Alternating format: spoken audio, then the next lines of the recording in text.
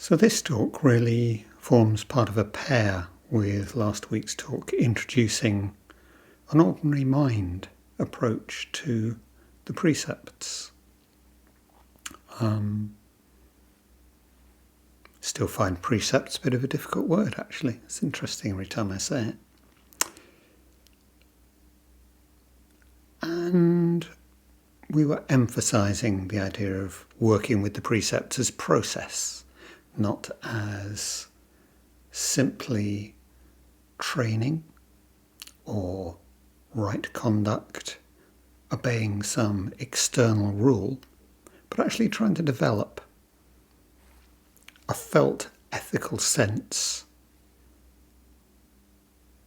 And an ethical sense that is actually the hinge, the connection between what I do with my body, what I do with my mouth when I'm flapping it, what goes on in my head, what I say goes on in my head, and how I experience the world, whether I experience a world of separate things bouncing off each other, causing endless trouble, or whether I understand the world and experience the world more as not separate, as infinitely interconnected, as impermanent, as Buddhism and Zen suggests, as the nature of the world as interbeing, to use Thich Nhat Hanh's wonderful coinage of a word, interbeing, that our very being itself isn't something separate to do with me or you,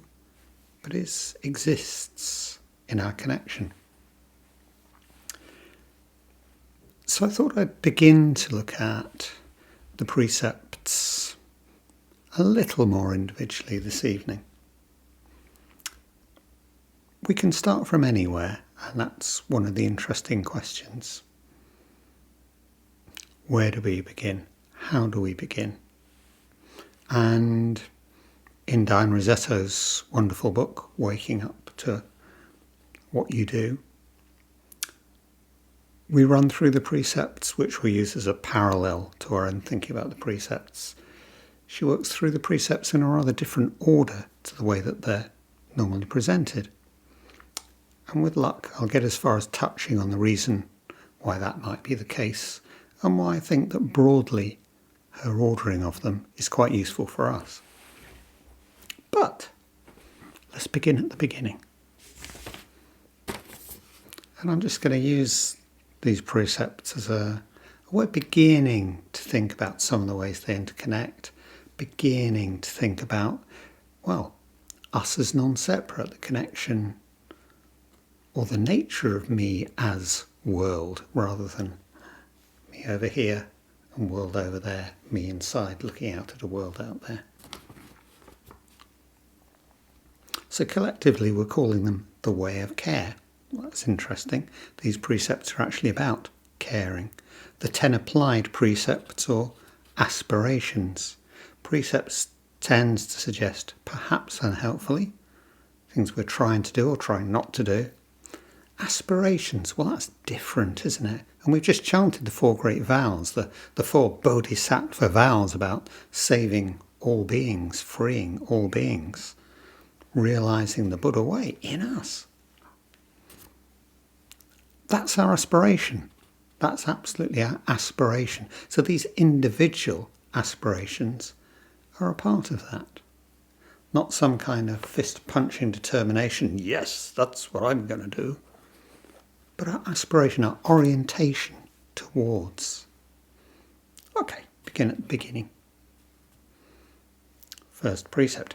I bear witness to the reality of violence and abuse in myself and in the world, and aspire to practice non-violence in my thoughts, words and actions.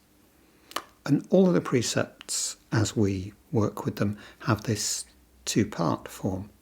And it's important to understand the sense in which they're somewhat different and the sense in which they're the same thing. I bear witness. Yeah. I cultivate my awareness of. I'm aware of the effect in me of violence. and I respond to it, and my response is this bearing witness. What do I see? What do I hear? What do I feel? What do I experience? And what does that call forth in me? Not simply as a reflex, but as a kind of deeper response. What does that violence call forth in me? Violence in myself and in the world. Well, that's absolutely crucial here. And we'll come back to that in a minute. But is this violence something to do with me? Or is the violence of me and the violence of world separate? Or is that not separate? Is that connected too? That's really our study. That's, in some sense, is the core of our study. Okay, so I'm bearing witness to the violence I experience in me and as me, the violence I do, the violence I receive, the violence that I'm simply aware of in the world around me. And then I set my aspiration towards non-violence. And I'm aware of my thoughts. I aspire here. I'm aware of my words. I aspire here. I'm aware of my actions. I aspire here. And again, because this is process, because this is something which develops within this body, within this mind, it's not something I can lay out in advance. It's not a tick box, a checklist, and it's not about obeying some external rule. I'm part of life. I'm going to find that I both suffer violence and cause others to suffer violence. It's in this sense in which to study myself is to study the world, and to study the world is to study myself. And almost, well, if we want to understand not separate, if we want to realise not separate, we really have to get our heads around, well, not just our heads, our hearts, our whole bodies, our whole being around self and world, not separate. So I can look at my own experience of violence, as I say, both as what we'll call victim and the one who carries out this violence. And I can look upon that just in the sense of, okay, how does that make me feel? How did I feel? How do I feel now? And then I can take that out to the next level, because actually violence is always going to be about, well, this is one of the things we're going to find out. Violence is always about relationship. So in my relationships around me, and talking very, very broadly about violence here. The violence of, well, at one end a dropped bomb, the violence of a genocide, but also the violence of a harsh word, of a eye contact not made, of, however it manifests as me, as this life.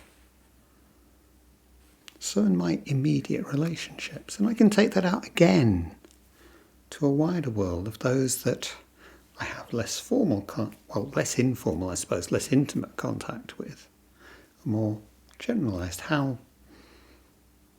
does the way that the government deals with violence, how is that related to what I feel and what I think, or internationally, or whatever? How are these levels connecting up? Can we begin to understand the relationships between these different things? There's two phrases, actually, which I feel resonating more and more deeply. And again, like all phrases, which one feels resonating more and more deeply, you tend to use them over and over and over again. So, at the risk of repeating myself, there's the wonderful line from the Vimalakirti Sutra, one of the great foundation texts of the Mahayana. I am sick because the world is sick.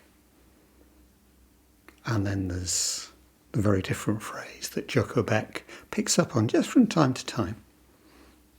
But importantly, and significantly, we are all doing our best.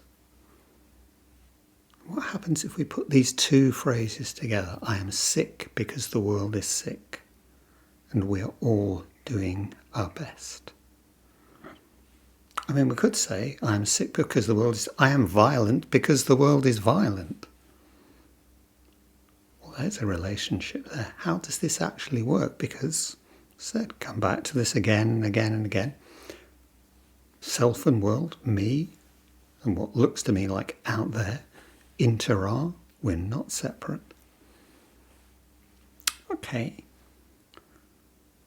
So what does that do? How does that play with responsibility? Am I trying to dodge responsibility here? Is it all the world's fault? Nothing to do with me, John? Or is there something more subtle going on here? Something more interesting at play? And actually, I've gone through, didn't organise necessarily this talk around the specific precepts. And yet, of course, can't really open your mouth. Like, okay, responsibility. Oh, that's number 6, isn't it? I bear witness to the reality of blame and the avoidance of responsibility in myself and in the world, and aspire to speak of others with openness and possibility. So that's something immediately experiential and practical. Speak of others with openness and possibility. Why don't we? What stops us?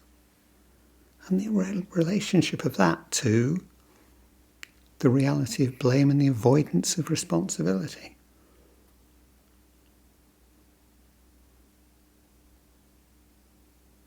So am I going to blame me or am I going to blame the world? Or actually, is it more interesting than that? Look, there's 2 ways I can go here, and I think they're both equally unhelpful. And in a sense, that's what the whole not separate gig. Control. We strive, if we think of ourselves as separate, we strive for control. And maybe I succeed and maybe I don't. And in reality, I only ever succeed so far, but I can persuade myself quite a long way and things can look good, and it really can look like, hey, I've got this nailed.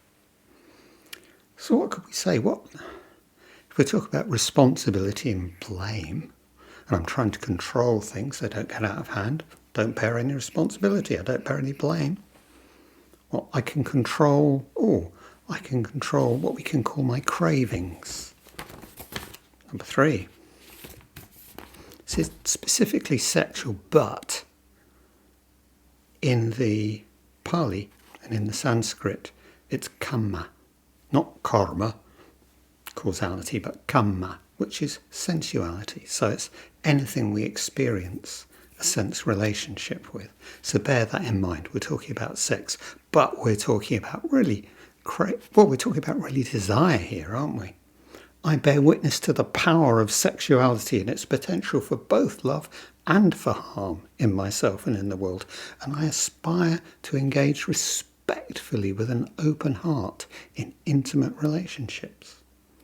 Okay, so bearing witness to what goes on in the world around me. What goes wrong what are my own responses? What do I really want? What is my desire? Where does it come from? Why do I feel this? This is our material to work with. This desire, or control my cravings. Okay, on to number 5, aren't we? I bear witness to the reality of delusion and the desire to evade the painful truths of life in myself and in the world, and aspire to experience reality directly with clarity and kindness to self and others. And this is the one, it's number 5. Those of you who know the very traditional Buddhist lay precepts will know, this is normally talk about drink, or maybe it's including drugs or any intoxicants or anything which clouds the mind. Yes.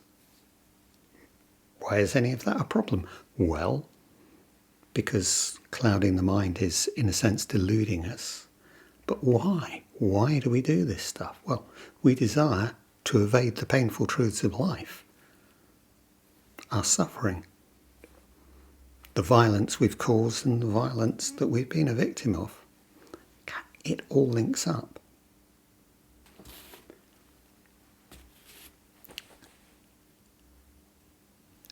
In a way, well, if I try and take control for me as a separate person, then actually I'm individualising this, and our current society is wonderful at individualising things.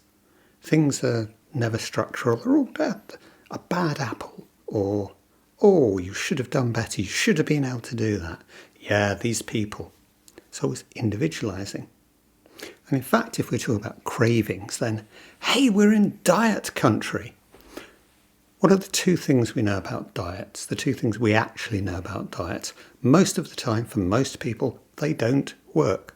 And that's why the second fact that there is a multi-billion pound, multi-billion dollar diet industry grounded upon this very self-same fact that for most people, most of the time, diets don't actually work. What happens then? Well, if I'm one of the people that controls my cravings, I feel good about it. And I see myself as separate, superior. Or I individualise my failure, and that's far more common, in which case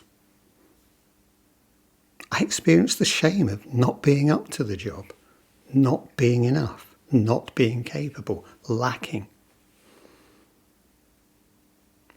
And that's a weight for me to bear. And that separates me out from the world. Mentally, I cut my connections. I see it's me. I'm the problem. So either way, seeing myself as the solution or seeing myself as the problem, I've made it all about me. I've made it separate. I've made myself into a separate thing, and there's a world out there.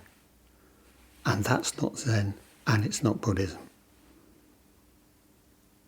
So we need to get away. How do we get away from this sense of separation? Well, we bear witness. We bear witness to what we do feel, what we do think. And that's quite nuts and bolts literal. How this body feels, how my shoulder feels, what the funny queasy feeling in my stomach is, what's happening in my head and the tension in my neck. And we start from here and we see the thoughts that occur and the patternings of the thoughts that occur and the way they begin to connect up. And we find, if we allow ourselves to do that at different levels, the level of this body, look at how the immediate experience of this body relates to the other bodies, the other people with whom I'm in relationship. Allow ourselves to see how that is framed by the world. We can begin to see that our responsibility is not separate. It's not mine, and it's not mine, not mine. The blame. Why would I need to blame others? How can I blame others if I see that I'm not separate from them? That doesn't mean we don't do what's necessary. It doesn't mean we can't go, this isn't on. It doesn't mean we're all lost in a sea of wonderful, loving oneness. There's still violence, there's still suffering, and we need to do something about it. And hell, that's what these precepts are there to address. No point otherwise. I was going to say it's not for the good of our health. In a sense, it obviously is for the good of our health, mental health, physical health, but it's bigger than that, much, much bigger than that.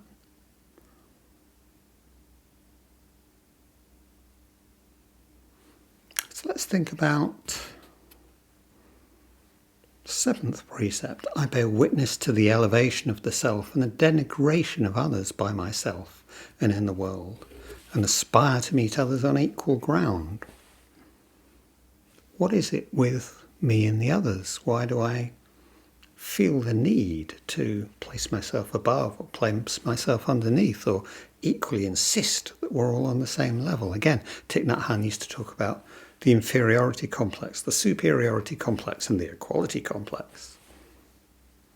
Can we accept ourselves in our actual difference without having to rank and judge? Why do we rank and judge?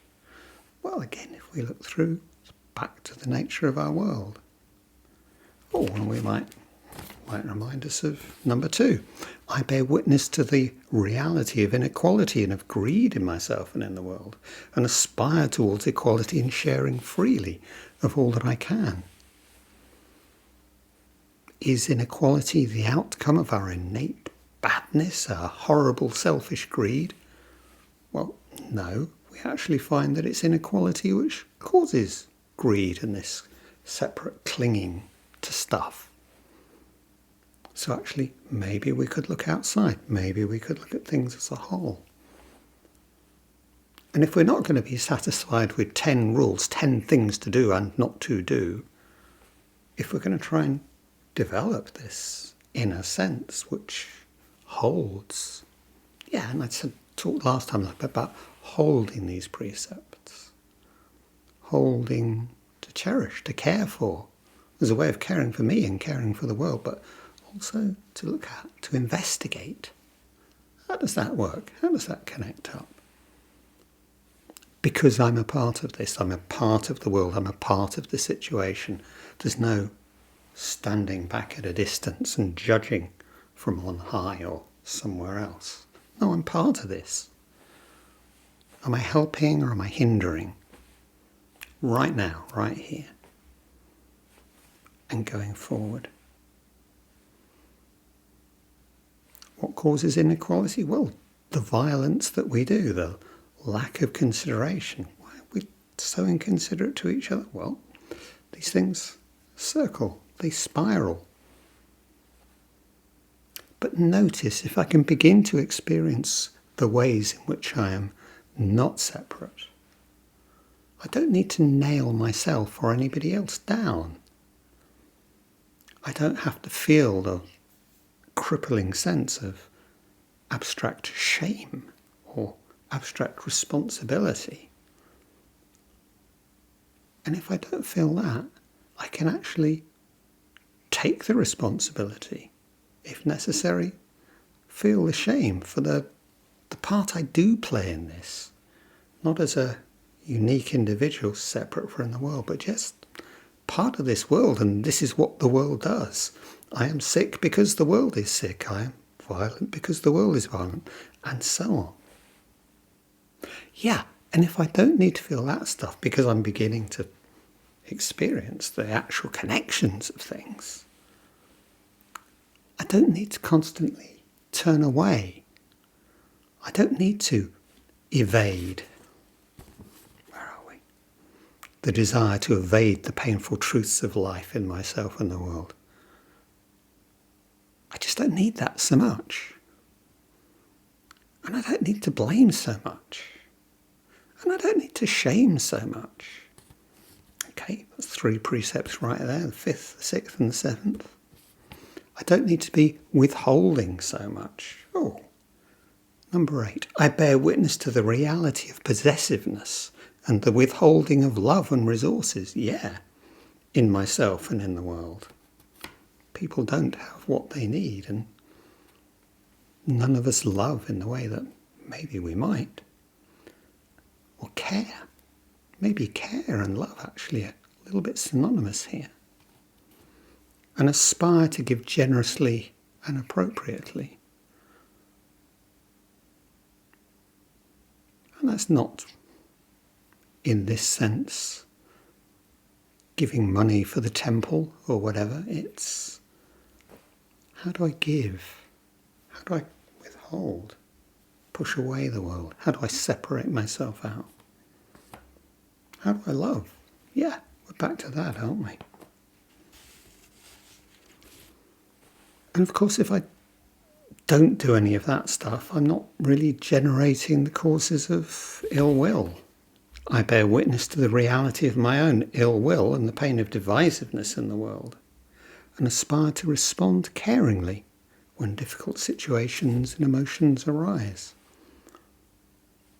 Again, this is process. It's not, oh yeah, not going to get angry anymore. That's not what it's about, because as soon as I say, don't get angry, it's not quite like that. Don't think of an elephant, but the more I try and not be angry, the more I stuff it down, suppress it, then the more it's going to figure somewhere else.